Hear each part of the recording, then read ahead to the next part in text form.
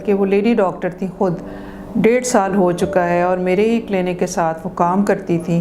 And she call me from different city कि मैं ये मसला है और आई एम वेरी अपसेट। 1.5 साल हो गया और हम ये अपने रिलेशनशिप स्टार्ट नहीं कर सके। तो ये एक साइकोसेक्सुअल प्रॉब्लम है। नॉर्मली कोई भी यंग हेल्दी कपल आराम से ये अपने रिलेशनशिप स्टार्ट कर लेता है। एक नेचर की तरफ से है कि एक फीलिंग्स आती हैं और वेल एडजस्टेड कपल है, दे नो ईच अदर। तो after marriage usually it is reflexly ये हो जाता है। आमतौर पर इसमें कोई ऐसा मसला होना नहीं चाहिए। हम YouTube चैनल को सब्सक्राइब करें और बेल के आइकन पर क्लिक करें। जी, मैं प्रोफेसर डॉक्टर मेहरुन्निसा बात कर रही हूँ।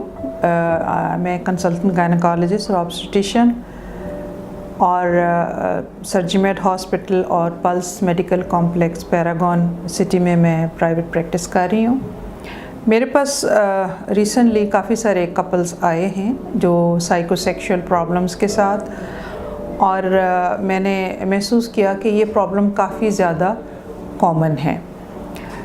बड़े अच्छे यंग कपल्स आए हैं और बड़ी उनकी मतलब पसंद की शादी है, लेकिन एक कपल आया 1.5 माह हो गया और वो अपने मैरिटल रिलेशंस स्टार्ट नहीं कर सके और they have a difficulty in starting their sexual relationship. इसी तरह एक और, बल्कि वो लेडी डॉक्टर थी, ख़ुद 1.5 साल हो चुका है और मेरे ही क्लिनिक के साथ वो काम करती थी।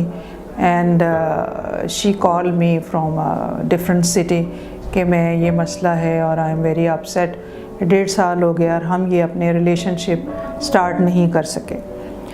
तो ये एक साइकोसेक्सुअल प्रॉब्लम है। नॉर्मली कोई भी यंग हेल्दी कपल आराम से ये अपने रिलेशनशिप स्टार्ट कर लेता है। एक नेचर की तरफ से है कि एक फीलिंग्स आती हैं और वेल एडजस्टेड कपल है, दे नो ईच अदर। तो after marriage usually it is reflexly ये हो जाता है। आमतौर पर इसमें कोई ऐसा मसला होना नहीं चाहिए। More than 90% of the couple they successfully are doing this. तो बाकी को 10 to 15% के ये मसले आ जाते हैं। तो अगर मैं ये बात कहूँ कि नॉर्मली होता क्या है, आपकी 3 ओपनिंग है। सबसे ऊपर जो है वो यूरिन पास करते हैं, फिर दूसरी जो है वो जाना, यहाँ से पीरियड्स आते हैं, उससे पीछे जो है वो स्टूल पास करते हैं आप। तो जो सेंटर वाली है वो वेजाइनल ओपनिंग है और वहाँ पे अनमैरिड गर्ल्स का एक मेम्ब्रेन टाइप होता है, उसको हम हाइमन कहते हैं। उसके अंदर भी छोटी छोटी ओपनिंग होती हैं, उसके डिफरेंट शेप्स होते हैं और ब्लड आमतौर पर पीरियड्स वहाँ से निकल रहे होते हैं।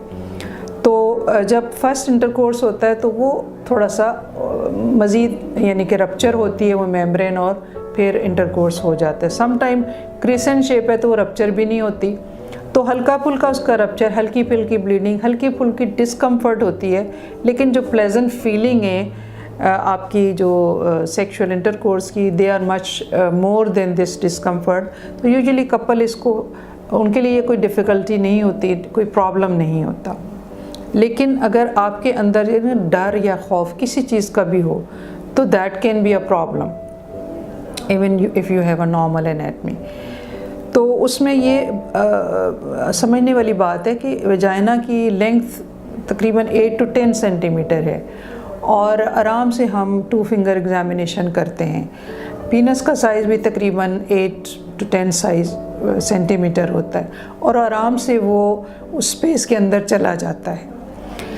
चूँकि वो इन एंड आउट एक एक्शन होता है, वहाँ पे लुब्रिकेशन ज़रूरी होती है। तो एक वेल एडजस्टिंग लविंग कपल में जो फोर प्ले है, कुछ वक्त एक दूसरे को देना, तो उसमें ऑटोमेटिकली सिक्रीशन मेल की भी आ जाती हैं, फीमेल की भी आ जाती हैं और ये एक अच्छा रिलेशनशिप और अच्छा मतलब एक्ट हो जाता है और उसमें कोई डिफ़िकल्टी नहीं होती। लेकिन अगर आप फ्रिजिड हैं, आप डर रहे हैं, आप कह रहे हैं कि नहीं ये हो जाएगा वो हो जाएगा, तो आपकी सिक्रीशंस नहीं आती, वो इंजॉयबल फीलिंग नहीं आती। तो आपने अपने जहन को इस चीज़ से हटाना है कि ये कोई तकलीफ़ दे चीज़ है। इसमें खौफ का एलिमेंट निकालना होता है कि नहीं ये एक इंजॉयबल है, it's normal, natural, human race आगे बढ़ रही है थ्रू दिस एक्ट। इसी से आपकी प्रेगनेंसी होनी है, अल्लाह ताला ने आपको औलाद देनी है, तो it is normal natural relationship. तो ये बात है कि आप जहनी तौर पर खौफ से निकल के कि this is enjoyable, just think this is enjoyable and it is not going to hurt me, it is an adequate opening। and जिस तरह एक गायनकोलॉजिस्ट एक एग्जामिन करती है, 2 फिंगर डालती है, बिल्कुल ऐसे ही आपके हस्बैंड का जो ऑर्गन है वो अंदर जाता है, तो कोई आपको तकलीफ़ नहीं होनी, कोई आपको प्रॉब्लम नहीं होनी।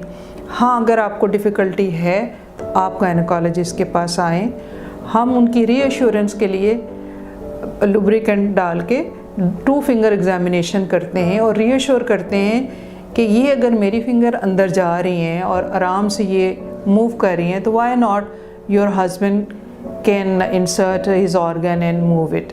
तो उसमें कोई रीअश्योरेंस, कितने कपल मेरे पास आए हैं और उनको मैंने रीअश्योर किया है and they have started their marital relationship and they are very happy. So this is one thing that I am going to discuss today with you, कि अपने जहन से खौफ का एलिमेंट निकालें और फोर प्ले की तरफ आएँ और इंजॉयबल फीलिंग की तरफ आएँ। हमने जो एग्ज़ामिन करना होता है उसमें बेसिकली ये देखने कोई ऑब्स्ट्रक्शन तो नहीं है, कई दफ़ा बहुत रेयरली लेकिन होता है कि मेम्ब्रेन बहुत थिक है या कोई सेप्टम बना हुआ है, तो यूजुअली वो पता लग जाता है, हस्बैंड भी जब स्टार्ट करता है कि नहीं है, there is some problem. Otherwise एक नॉर्मली डेवलप वजाइना में ये मसला नहीं होना चाहिए।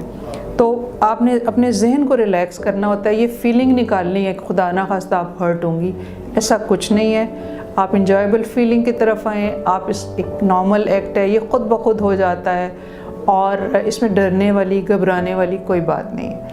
हाँ, अगर फिर भी आप डिफ़िकल्टी फ़ील करें तो थ्रू मरहम के प्लेटफॉर्म से आप कंसल्टेशन टाइम ले सकते हैं। जूम मीटिंग भी मैं कर रही हूँ प्राइवेसी में, और अगर आप विज़िट करते हैं क्लिनिक तो हम आपको रीअश्योर करते हैं थ्रू 2 फिंगर एग्जामिनेशन और रीअश्योर करते हैं कि everything is fine and you can manage your relationship, healthy relationship.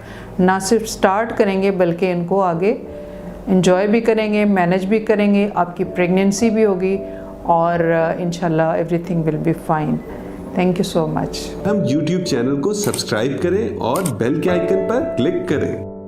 अभी मरहम ऐप डाउनलोड करें और किसी भी मसले के लिए 2000 से ज्यादा स्पेशलिस्ट डॉक्टर से ऑनलाइन ऑडियो या वीडियो कॉल के जरिए बात करें।